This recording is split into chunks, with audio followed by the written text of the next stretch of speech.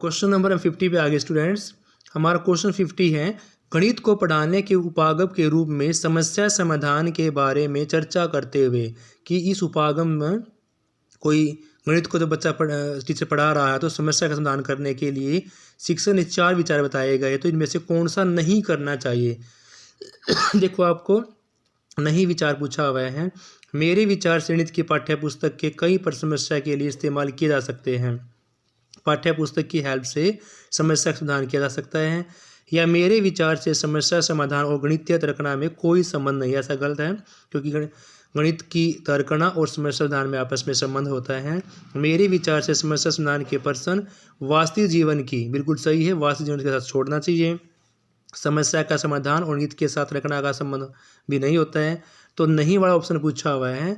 मेरे विचार से समस्या समाधान को सामान्य गणित की कक्षा से जोड़ना बेहतर होगा। सामान्य, सिर्फ सामान्य गणित की कक्षा से जोड़ना समस्या का समाधान करना बेहतर होगा, ये नहीं हो सकता, इसलिए आपका नहीं वाला ऑप्शन पूछा हुआ है। एक आयताकार प्लॉट की लंबाई परिणाम का अनुपात 1:3 है, तो प्लॉट की लंबाई और चौड़ाई के बीच का रेशो निकालना है। जैसे आयताकार प्लॉट की लंबाई उसके परिमाप का दिया हुआ है, अगर लंबाई चौड़ाई निकालोगे तो स्टूडेंट्स क्या होगा, 2:1। आपके पास नंबर दिए हुए ए, बी और सी, तीनों ही आपकी प्राकृतिक संख्याएं हैं, तो इनमें से क्या आएगा, 2 के स्क्वायर का डिफरेंस मेरा तीसरी संख्या से क्या होता है, बड़ा होता है, तो आपको तीनों का स्क्वायर कर लेना है। किन्हीं भी 2 के स्क्वायर का डिफरेंस बड़ा होना चाहिए तीसरी के साथ, जहाँ एक कंडीशन सेटिस्फाई होगी वही आपका ऑप्शन सही होगा।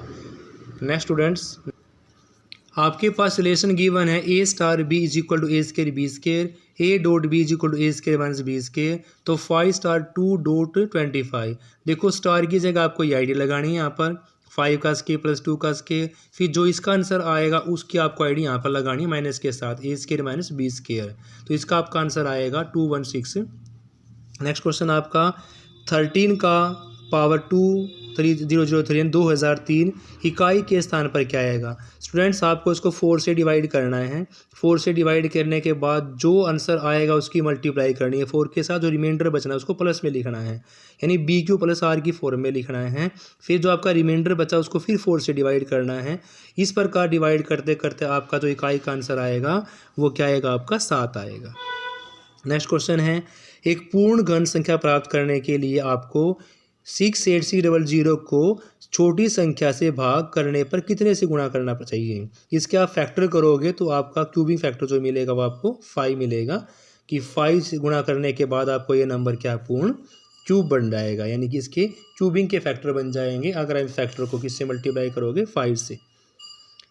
3 खरीदने का मतलब है 1 मुफ्त में, या दी गई छूट का परसेंट क्या होगा। साफ साफ देखो अभी 3 खरीदने पर 1 मुफ्त में है तो वो 33.33% होगा।